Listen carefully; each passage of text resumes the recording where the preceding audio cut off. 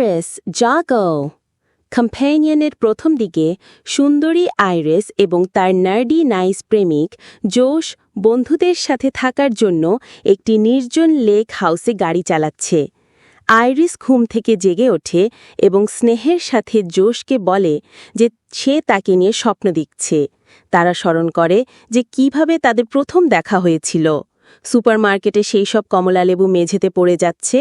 হা হা ২০ মিনিটের মধ্যে এই মিষ্টি দৃশ্য সম্পর্কে একেবারে সবকিছুই একটি ভয়ঙ্কর এবং অশুভ পদ্ধতিতে তার মাথায় পরিণত হবে। আপনি বিস্মিত এবং বিস্মিত হবেন যদি না আপনি ট্রেলারটি দেখেন, যা পুরো বিষয়টি প্রকাশ করে। এবং তাই আমরা একটি দ্বিধা দিয়ে শুরু করি, প্রিয় চলচ্চিত্রপ্রেমী। কম্প্যানিয়ন ড্রু হ্যানককের ফিচার আত্মপ্রকাশের একটি অত্যন্ত চতুর এবং বিনোদনমূলক সাই-ফাই হরার থ্রিলার কমেডি। একটি কর্কস্ক্রুয়ের চেয়েও বেশি মোড় আর মোড় রয়েছে, কিন্তু সেই মোড়গুলোর প্রথমটি প্রকাশ না করে চলচ্চিত্রটি সম্পর্কে লেখা সম্পূর্ণ অসম্ভব। তাই আপনি যদি কোনো সিনেমায় পুরোপুরি ঠান্ডায় আসতে পছন্দ করেন, তাহলে আপনাকে যেতে দেখে আমরা দুঃখিত, কিন্তু পড়া বন্ধ করুন। অন্যথায় আমাদের সঙ্গে থাকুন, আমরা প্রতিশ্রুতি দিই যে আরও চমক আসবে। এগিয়ে যাওয়া। আইরিস বা সোফি থাচার এবং জোশ বা জ্যাক কোয়েড এস্টেটে আসে। একজন নার্ভাস আইরিস দরজায় থামালো, চিন্তিত যে জোশের বন্ধুরা তাকে পছন্দ করবে না। সে কেবল তাকে উজ্জ্বল এবং সুখী হতে অনুরোধ করে।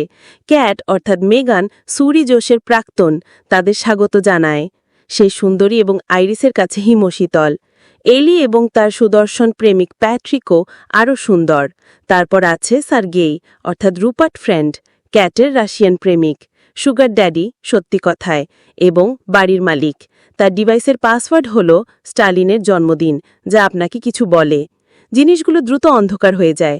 পরের দিন সকালে একজন মারা যায়। তারা প্রথম হবে না, এটি হরর চলচ্চিত্র। এবং হঠাৎ আইরিস, রক্তে ক্যাক্ট তার সম্পর্কে অন্য সবাই কি জানে তা জানতে পারে। কিন্তু সে তা জানে না, সে একজন রোবট, বেশ একটা সেক্স বট। জোশ যতটা আনুগত হতে চায় তার দ্বারা পরিকল্পিত একটি কাস্টম সঙ্গী, এমনকি সে তার বুদ্ধিমত্তার মাত্রাও নিয়ন্ত্রণ করতে পারে। আইরিস বুঝতে পারে না। আমি জিনিসগুলো অনুভব করি, সে প্রতিবাদ করে। শুধু প্রোগ্রামিং, জোশ উত্তর দেয়। তার চোখের জল, এগুলো তার শরীরের একটি পুনরায় পরিপূরণযোগ্য জলাশয় থেকে আসে। কিন্তু তার কিছু স্মৃতি আছে, সে বলে, যেমন তাদের দেখা হওয়ার সময়। ও সেই দৃশ্যটি একটি ড্রপ ডাউন মেনু থেকে বেছে নেওয়া হয়েছিল, তাকে বলা হয়েছে। কিন্তু এখন যেহেতু আমরা সবাই একই পাতায় আছি, তাই কাজটি সত্যিই শুরু হতে পারে, যে কারণে আমরা এখানে বিস্তারিত বলবো না। আইরিস পালানোর চেষ্টা করে। একটি সেক্স বট তার পূর্ব পরিকল্পিত সীমাবদ্ধতা থেকে পালানোর সম্ভাবনাগুলি কি? এটা বলার যথেষ্ট যে আপনি যা ঘটতে আশা করেন তা হয় না। পার্শ্ব অভিনেতারা দারুণ, বিশেষ করে গেজ, বিস্ময়পূর্ণ প্যাট্রিক চক হিসাবে, কিন্তু প্রধান চরিত্রগুলো বিশেষভাবে ভালো ক্যাস্ট করা হয়েছে। থ্যাচার প্রকৃত মানুষের চেয়েও বেশি সম্পর্কিত হতে সক্ষম হয়, যদিও প্রকৃত মানুষ নয়, এবং তিনি প্রোগ্রামিংয়ের সূক্ষ্ম পরিবর্তনগুলো প্রকাশ করতে সক্ষম হন, যেমন ৬০% বেশি বুদ্ধিমান, একটি নিখুঁত কৌশল। এবং কেইট তার পূর্ণগাল কেইজিয়ান মিষ্টি চেহারার সঙ্গে একজন চমৎকার লোকের জন্য একটি আদর্শ নির্বাচন, যে মিনিটের সাথে আরও ঘৃণ্য হয়ে ওঠে। তার নিম্নের পয়েন্টগুলির মধ্যে একটি আসে যখন সে আইরিসকে ব্যাখ্যা করে যে কিভাবে পৃথিবীর লোকের জন্য কারচুপি করা হয়েছে বলে মনে হয়। আমি এমনকি তোমার মালিকও নই, সে বিড়বিড় করে বলে। তুমি ভাড়াটিয়া, আমি এর থেকে অনেক বেশি ডিজার্ভ করি। হ্যানকক স্পষ্টতই কৃত্রিম বুদ্ধিমত্তার উর্বর ক্ষেত্রটি অনুসন্ধান করছেন। চলচ্চিত্রটি একটি বেশি দূরের ভবিষ্যতের মধ্যে সেট করা হয়েছে, যেখানে বটগুলো একটি গ্রহণযোগ্য সম্পর্কের পছন্দ এবং গাড়িগুলো নিজেরাই চলে, কিন্তু বাকি সবকিছুই একই রকম দেখায়, যেমনটা আমরা হতেই পারি এখন থেকে মাত্র কয়েক বছর পরই। হ্যাঁ, কিন্তু বিড়ম্বনাটি হলো এটি শীতল ভবিষ্যতের বিকাশ নয়, বরং ভালো পুরনো ধাঁচের মানবিক বুদ্ধিমত্তা, যা চলচ্চিত্রটিকে কার্যকরী করে। হাস্য এবং সুর তাতই ভুল হতে পারত, কিন্তু তারা তা করেনি। দ্রুত বর্ধিত বডি কাউন্টের চলচ্চিত্রগুলির মধ্যেও ছবিটিকে আকর্ষণীয় করে তুলতে হ্যানকককে অভিনন্দন। কম্প্যানিয়ন একটি নিউ লাইন সিনেমা মুক্তি মোশন পিকচার অ্যাসোসিয়েশনের দ্বারা শক্তিশালী হিংসা, যৌন বিষয়ক এবং ভাষা জড়িত আর রেটিং পেয়েছে। রানিং টাইম ৯৭ মিনিট, ৪-এর মধ্যে ২.৫ স্টার।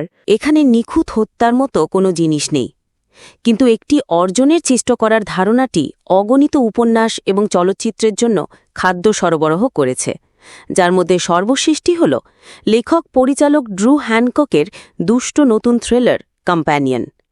যখন যশ এবং আইরিস তার বন্ধুদের সাথে সপ্তাহান্তের ছুটির জন্য পালিয়ে যায়, তখন সবকিছু যেমন মনে হয় তেমন হয় না। এবং আইরিশ যখন আত্মরক্ষায় তাদের হোস্ট সের্গেইকে হত্যা করে তখন এটি একটি বিভ্রান্তিকরভাবে অস্থির মোড় নেয়। দেখা যাচ্ছে যে আইরিশ জশের মানব বান্ধবী নয়, বরং তার রোবট সঙ্গী। প্রথমে কেউ হয়তো আশা করতে যে ছবিটি কৃত্রিম বুদ্ধিমত্তার উপর আরেকটি ধ্যান হবে, এর বিপদ এবং ফাঁদ আমাদের নিজস্ব ভয়ের প্রতিফলন। কিন্তু এটি একটি লাল হেরিং, যেমন নরহত্যায় আইরিশের অনৈচ্ছিক খানজ অংশগ্রহণ। এর পরিবর্তে হ্যানকক পুরুষের অহংকারের ভঙ্গুরতা ধরে তুলেন এবং এর অধিকারের প্রেক্ষিতে যে বিপর্যয় ঘটে তার একটি মজাদার বহির্প্রকাশকে। কোয়েড হ্যানককের ক্রমাগত বিস্ময়কর গল্পের জন্য একটি আদর্শ মাধ্যম। উদ্বোধনী সুপারমার্কেটের মিলন মিষ্টি থেকে শুরু করে আইরিশের প্রতি তার স্নেহ পর্যন্ত চলচ্চিত্রের প্রথম দিকের দৃশ্যগুলিতে তার ছেলে মানুষের আকর্ষণ প্রচুর। যশ হিসাবে কোয়েড সহজেই আমাদের আশ্বস্ত করেন যে তিনি সপ্তাহান্তের ক্রমবর্ধমান ভয়ঙ্কর ঘটনার একটি দর্শক মাত্র। তার বিকৃত কার্ল এবং উত্তরাধিকার সূত্রে রোমকম বংশানুক্রমিকতা তার নির্দোষতার ধারণাটি বিক্রি করতে সাহায্য করে। কিন্তু যশ সামগ্রিকভাবে আরও বেশি অশুভ, এমন একজন যে তার সঙ্গী হওয়ার জন্য তার ঠিক নির্দিষ্ট নির্দেশনায় নির্মিত রোবট এবং মূলত যৌন দাস। যশ হলেন সর্বোত্তম মিষ্টি লোক, পৃষ্ঠের একজন স্নেহময় প্রেমিক। যখন কেউ তার জন্মগত অধিকার হিসাবে যা দেখে তা অস্বীকার করার সাহস করে, তখন কারসাজি এবং অপব্যবহারের দিকে ঝোঁকেন। তিনি কোনো প্রকৃত সঙ্গী চান না, তিনি এমন কাউকে চান যাকে তিনি নিয়ন্ত্রণ করতে পারেন, তাদের চোখের রং এবং তাদের বুদ্ধিমত্তার স্তর পর্যন্ত। যতই যশ নিজের সবচেয়ে খারাপ সংস্করণে পরিণত হয়, ততই এটি একটি উন্মুক্ত প্রশ্ন হয়ে ওঠে যে যশ আইরিশের মানবতা দেখতে ব্যর্থ হয়েছে কারণ সে একটি রোবট, নাকি কেবল সে একজন মহিলা। যদিও তার অভিনয় ধীরে ধীরে প্রকাশিত হয় থ্যাচারের আবিষ্কারগুলির মধ্যে একটি। হরর থ্রিলার হেরেটিক থেকে সতেজ থাকা থ্যাচার আরেকটি স্তরিত আকর্ষণীয় পারফরম্যান্সের সাথে ঘরের মধ্যে তার জায়গা খোদার করে চলেছেন। আইরিশ আনন্দেই জানে না যে সে একটি রোবট। এমনকি হ্যানকক যখন তার অন্যতর দিকে মাথা নাড়েন, তখন সুদূর দৃশ্যগুলিতে একটি ভয়ের সাথে প্রকাশিত হয়। কিন্তু যখন সে যেভাবে ব্যবহৃত এবং নিয়ন্ত্রিত হয় সেগুলোতে জেগে ওঠে, তখন সে প্রচণ্ড রাগ এবং বুদ্ধিমত্তার সৃষ্টিতে পরিণত হয়। থ্যাচার সহজেই এই সরু দড়িতে হাঁটেন। প্রাথমিকভাবে এটি আইরিশের অদ্ভুত এবং শান্তির প্রাথমিক অনুভূতি, যা ইঙ্গিত করে যে সবকিছু যেমন মনে হয় তেমন নয়। তার ভূতা শ্যামমনা ব্যাংকস এবং ভিন্টেজ অনুপ্রাণিত অ্যানসাম্বলগুলো তাকে যশ এবং তার বন্ধুদের আধুনিকতা থেকে আলাদা করে।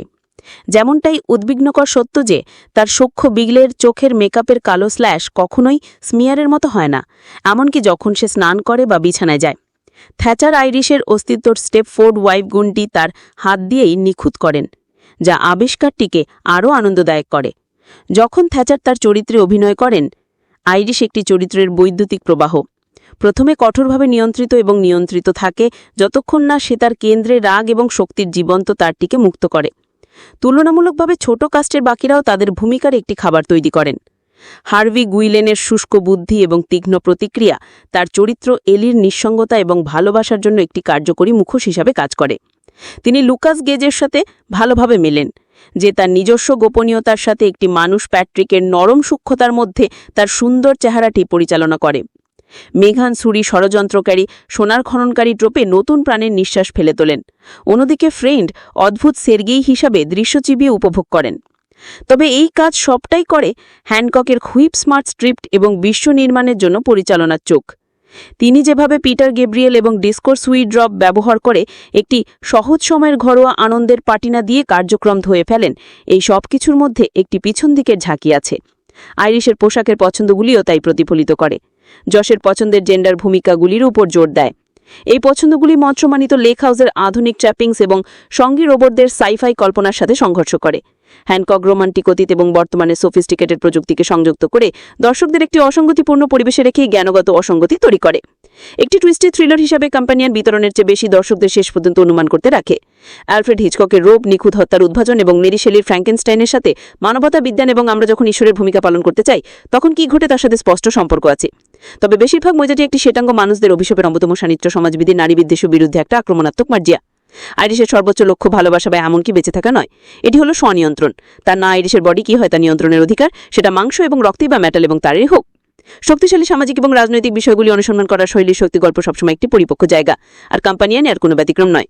এমনকি তার মেসেজও মাঝে মাঝে গোলমাল হয়ে যেতে পারে। হ্যানককের ফিচার পরিচালনা আত্মপ্রকাশ একটি প্রাণবন্তরের প্রতিশোধের কল্পনা, যাদের নিজে পলকের আত্মসচেতনা দ্বারা আরও সন্তোষজনক। একটি গোলাপি পপলাইটে স্নান করার রোম্যান্স এবং পরিবাহিতা পেস্টিটি একটি টেকনোলজি এবং নিয়ন্ত্রণের দুষ্ট মাতৃত্বান্তের সাথে সংঘর্ষে ঘটে যায় সবচেয়ে উদ্বিগ্ন সময়ের কথা বলে।